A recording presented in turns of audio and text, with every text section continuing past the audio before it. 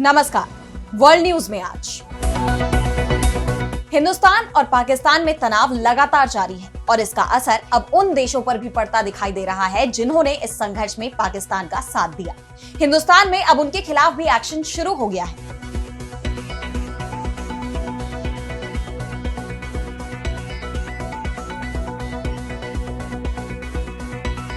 हिंदुस्तान और पाकिस्तान में सीजफायर को लेकर पहले से ही सवाल उठ रहे हैं कि क्या ये संघर्ष विराम टिक पाएगा, और अब इस पर पाकिस्तान के डिप्टी पीएम इशाक डार का बड़ा बयान सामने आया है।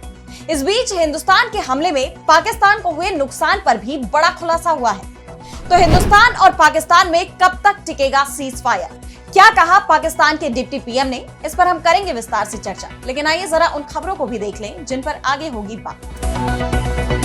रूस और यूक्रेन जंग खत्म करने पर आज पहली बार होगी आमने सामने की डील। तुर्की पहुंचे दोनों देशों के प्रतिनिधि। ट्रंप बोले, मेरे बिना नहीं हो सकती कोई डील। रूस का बड़ा दावा। रूस के विदेश मंत्री सरगेई लावरोव बोले, हिंदुस्तान और पाकिस्तान को आपस में लड़ा रहे पश्चिमी देश चीन के खिलाफ हिंदुस्तान का करना चाहते हैं इस्तेमाल। बांग्लादेश में सेना प्रमुख और अंतरिम सरकार के मुखिया के बीच बढ़ा टकराव। बांग्लादेश आर्मी चीफ ने पाकिस्तान जाने वाले जनरल को हटाया तो यूनुस सरकार ने पलटा फैसला।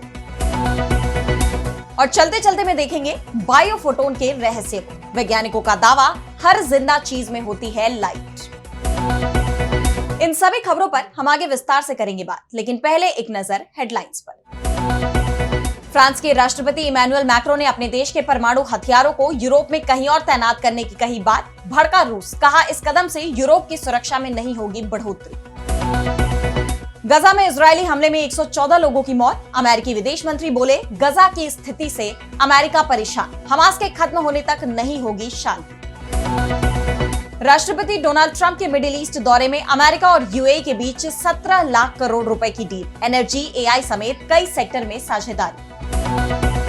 सिंगापुर में स्वास्थ्य अधिकारियों ने कोविड को लेकर दी चेतावनी। हांगकांग से लेकर सिंगापुर तक फिर बढ़े कोविड-19 के मामले। तो हिंदुस्तान और पाकिस्तान के बीच 10 मई को सीज फायर हुआ, जिसके बाद 4 दिनों तक चला सैन्य टकराव रुक गया। 12 मई को दोनों ही देशों के डीजीएमओ के बीच बातचीत हुई, जिसमें 14 मई तक सीज फायर पर सहमति बनी।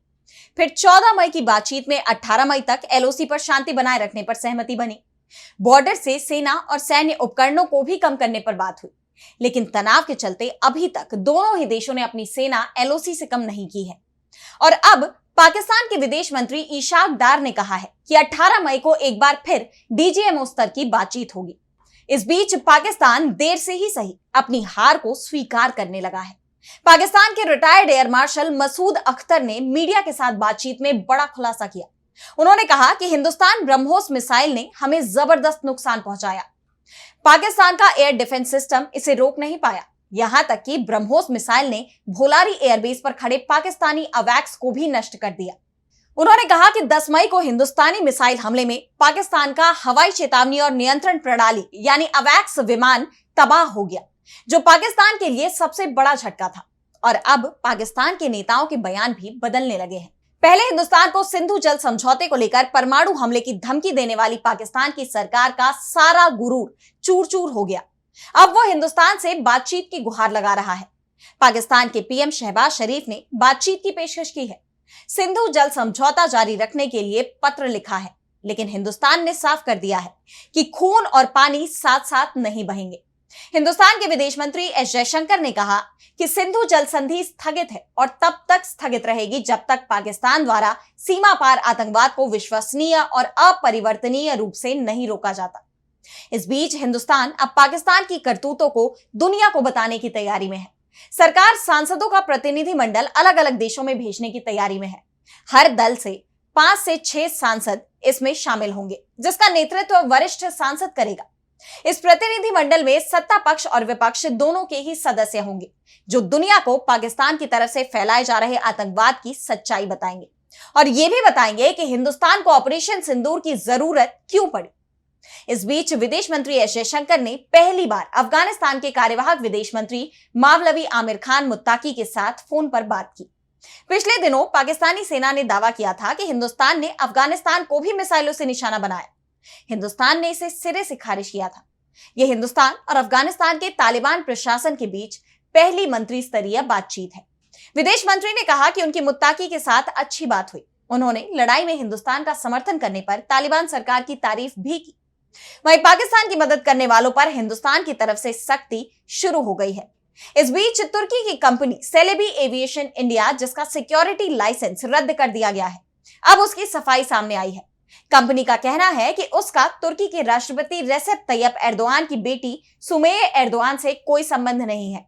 सेलेबी एविएशन हिंदुस्तानी सुरक्षा एजेंसियों के मुताबिक सभी मानकों का पालन करती है और आगे भी ऐसा करने के लिए प्रतिबद्ध है। उस पर लगे आरोप भ्रामक और तथ्यात्मक रूप से गलत है। इस बीच देश के तमाम एयरपोर्ट्स जिनकी सुरक्षा की जिम्मेदारी तुर्की की कंपनी सेलेबी को मिली थी, वो उसके साथ अपने करार खत्म कर रहे हैं। और अब बढ़ते हैं अगली खबर की तरफ, जहां हम बात करेंगे रूस और यूक्रेन के बीच शुरू हुई बातचीत की। तो तुर्की के शहर इस्तांबुल में रूस और यूक्रेन के बीच युद्ध विराम को लेकर बातचीत शुरू हो रही है। 3 साल से चल रही इस जंग को रोकने के लिए बातचीत की पेशकश रूस की तरफ से दी गई थी, लेकिन दोनों ही देशों के प्रतिनिधिमंडल की लिस्ट देखकर ऐसा नहीं लगता कि जंग थमने की कोई ठोस उम्मीद बन रही है। यूक्रेन से इस बातचीत के लिए पुतिन ने अपने सहयोगी व्लादिमीर मेडिंस्की के लीडरशिप में एक डेलीगेशन भेजा है। सबसे बड़ी बात तो यह है कि पहले यह माना जा रहा था कि पुतिन खुद तुर्की आएंगे, लेकिन उन्होंने आखिरी वक्त पर तुर्की जाने से इनकार कर दिया और अपने करीबी मंत्री को भेज दिया। वहीं ट्रंप भी तुर्की आने वाले थे, लेकिन जब पुतिन का कार्यक्रम तय नहीं हुआ तो अमेरिकी राष्ट्रपति डोनाल्ड ट्रंप ने भी तुर्की जाने का अपना कार्यक्रम रद्द कर दिया और इसी के बाद यूक्रेन के राष्ट्रपति जेलेंस्की ने भी तुर्की जाने से इनकार कर दिया। पुतिन के नहीं आने पर यूक्रेन ने भी रक्षा मंत्री रुस्तम उमरोव के नेतृत्व में प्रतिनिधिमंडल तुर्की भेज दिया। अमेरिका का भी प्रतिनिधिमंडल तुर्की में मौजूद है, लेकिन जिस तरह से शीर्ष नेतृत्व ने खुद को इस बातचीत से दूर रखा है, उसके बाद यह तय माना जा रहा है कि इस बातचीत से कोई हल नहीं निकलेगा।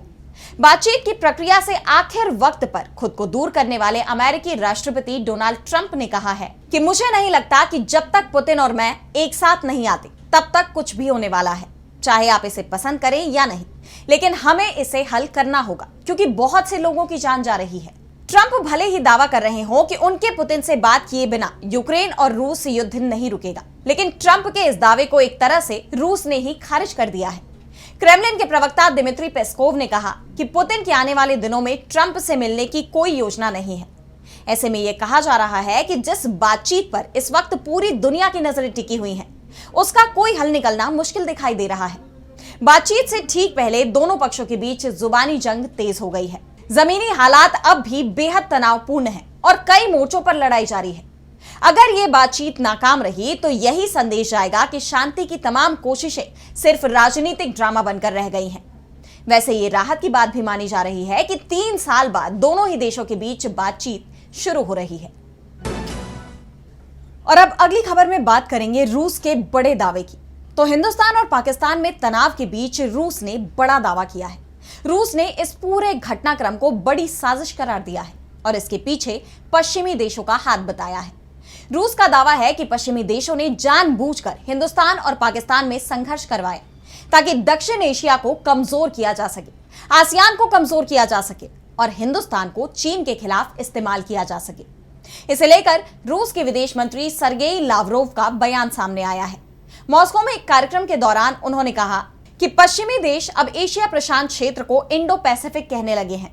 ऐसा करके वे अपनी चीन विरोधी नीति को साफ तौर पर दिखा रहे हैं, इस उम्मीद के साथ भी कि इससे हमारे महान मित्रों और पड़ोसी देशों हिंदुस्तान और चीन के बीच टकराव पैदा किया जा सकेगा।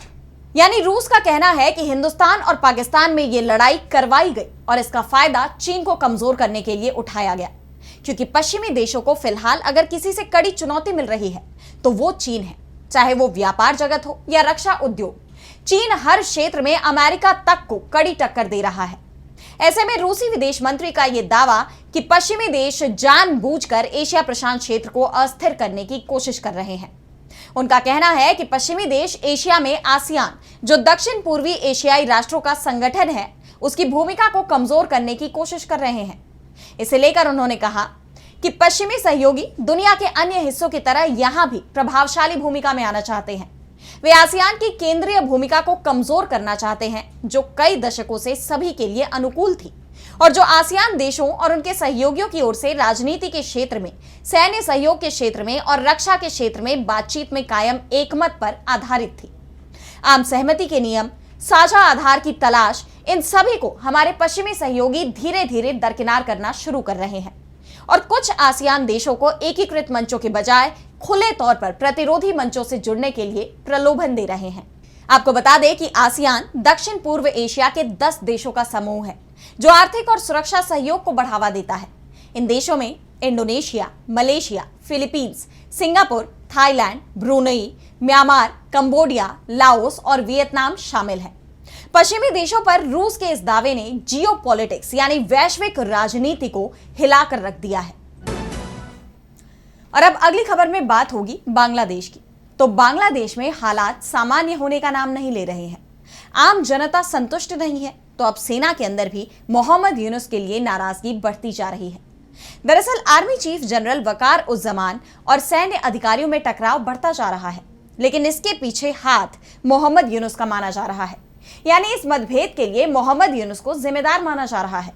एक रिपोर्ट में दावा किया गया है कि बांग्लादेश के सेना प्रमुख जनरल जमान ने 11 मई को सशस्त्र बल डिवीजन के प्रिंसिपल स्टाफ अफसर लेफ्टिनेंट जनरल कमरूल हसन को बर्खास्त करने का कदम उठाया था, लेकिन अंतरिम सरकार के प्रमुख मोहम्मद यूनुस ने इसे रोक दिया।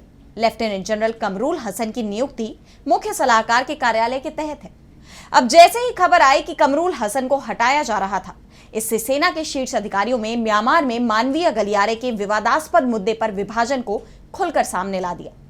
बांग्लादेश की सेना में कमरूल हसन को पसंद नहीं किया जा रहा है, लेकिन अंतरिम सरकार का समर्थन उन्हें मिला हुआ है। हालांकि दावे ये भी किए जा रहे हैं कि यूनुस ने यह फैसला अमेरिका के समर्थन से या कहें कि अमेरिका के दबाव में लिया है। म्यांमार में संभावित गलियारे की अमेरिकी योजना को बांग्लादेश के राष्ट्रीय सुरक्षा सलाहकार खलीलुर रहमान मजबूती से बढ़ाने में लगे हैं। रहमान खुद एक अमेरिकी नागरिक हैं। नॉर्थ ईस्ट न्यूज की रिपोर्ट में बताया गया कि यूनुस और खलीलुर रहमान ने विदेश सचिव जशीम उद्दीन को हटाने के लिए काम किया। बता दें कि जशीम उद्दीन मानवीय गलियारे के सख्त खिलाफ थे और सेना के अंदर बहुमत का भी यही विचार है। इसलिए सेना और मोहम्मद यूनुस अब आमने सामने आ गए हैं। रिपोर्ट में कहा गया है कि यूनुस के नेतृत्व वाली अंतरिम सरकार के एक शीर्ष पदाधिकारी भी मानवीय गलियारे के खिलाफ है, क्योंकि इससे बांग्लादेश की संप्रभुता पर प्रतिकूल प्रभाव पड़ेगा। बात करें कमरूल हसन की बर्खास्तगी को रोकने की, तो जैक बसन के हस्तक्षेप ने कमरूल हसन को बर्खास्तगी से बचा लिया। कमरूल हसन ढाका स्थित अमेरिकी दूतावास पहुंचे थे, जहां वे और जैक बसन करीब 2 घंटे तक साथ रहे। दरअसल लेफ्टिनेंट जनरल हसन और फोर्स इंटेलिजेंस महानिदेशालय उस समूह का हिस्सा है जो राष्ट्रीय सुरक्षा मुद्दे को देखते हैं, जिसके लिए निर्णायक प्रतिक्रिया की जरूरत है। मानवीय गलियारे की आड़ में अमेरिका की योजना अराकान आर्मी को म्यांमार जुंटा के खिलाफ सैन्य अभियान में मदद करना है। इसके लिए बांग्लादेश की जमीन और उसकी सेना को इस्तेमाल किया जाएगा, जिसका विरोध बांग्लादेशी सेना कर रही है। इससे पहले ये लेफ्टिनेंट जनरल कमरूल हसन तब चर्चा में आए थे जब उन्होंने एक सैन्य प्रतिनिधि मंडल के साथ पाकिस्तान का दौरा किया था, जहां उन्होंने पाकिस्तानी सेना प्रमुख जनरल असीम मुनीर समेत वरिष्ठ अधिकारियों से मुलाकात की थी। यही वजह थी कि हसन को बर्खास्त किया जा रहा था, लेकिन अंतरिम सरकार ने ऐसा नहीं होने दिया और अब यूनुस और सेना आमने सामने है। और अब चलते चलते मैं बात करेंगे बायोफोटोन के रहस्य की। तो दुनिया कई रहस्यों से भरी हुई है। आए दिन किसी न किसी रहस्य से पर्दा उठता ही रहता है और इंसान के शरीर के अंदर रहस्यों का पिटारा भरा हुआ है, जिस पर वैज्ञानिक लगातार शोध कर रहे हैं। और अब वैज्ञानिकों ने एक चौंकाने वाला खुलासा किया है। वैज्ञानिकों ने खोज में पता लगाया है कि मानव समेत सभी जीवित प्राणियों से एक खास तरह की रोशनी निकलती है। मरने के बाद ये रोशनी बंद हो जाती है। इसका रहस्य अब वैज्ञानिकों ने उजागर किया है। कनाडा की यूनिवर्सिटी ऑफ कैलगरी और national research council of Canada के वैज्ञानिकों ने हाल ही में एक ऐसे अजीबोगरीब एक्सपेरिमेंट पर काम किया। इस रिसर्च में चूहों और 2 अलग अलग पौधों की पत्तियों पर काम किया गया।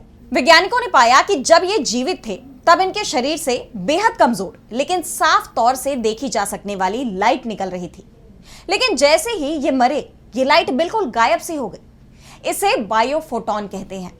अब आप सोच रहे होंगे कि आखिर बायोफोटोन क्या है, तो बता दें कि बायोफोटोन एक तरह की हल्की ऊर्जा होती है जो जीवित कोशिकाओं में अलग अलग जैविक क्रियाओं की वजह से पैदा होती है। कई सालों से वैज्ञानिक इस पर काम करते आ रहे हैं और ये सिद्ध हुआ है कि जब हमारी कोशिकाएं तनाव में होती हैं जैसे कि गर्मी, जहर, संक्रमण या पोषक तत्वों की कमी की वजह से, तब कोशिकाओं से रिएक्टिव ऑक्सीजन स्पीसीज यानी ROS उत्पन्न होती हैं। इन रिएक्टिव ऑक्सीजन कणों के कारण कोशिकाओं में रासायनिक परिवर्तन होते हैं यानी केमिकल ट्रांसफॉर्मेशन, और इससे ऊर्जा के रूप में एक बायोफोटॉन उत्सर्जित होता है। इसके अलावा वैज्ञानिकों ने 2 प्रकार के पौधों पर भी इस तरह की प्रक्रिया की जांच की। जब इन पौधों को शारीरिक रूप से नुकसान पहुंचाया गया तो उन हिस्सों से भी बायोफोटॉन का उत्सर्जन हुआ, जिसने यह साबित किया कि पौधों में भी बायोफोटॉन का उत्सर्जन होता है, जो उनकी कोशिकाओं में पैदा होने वाली रासायनिक प्रतिक्रियाओं का नतीजा है। तो आज इस वर्ल्ड बुलेटिन में इतना ही। देश दुनिया की तमाम बड़ी खबरों के लिए बने रहिए डीबी लाइव के साथ और मुझे दीजिए इजाजत। नमस्कार।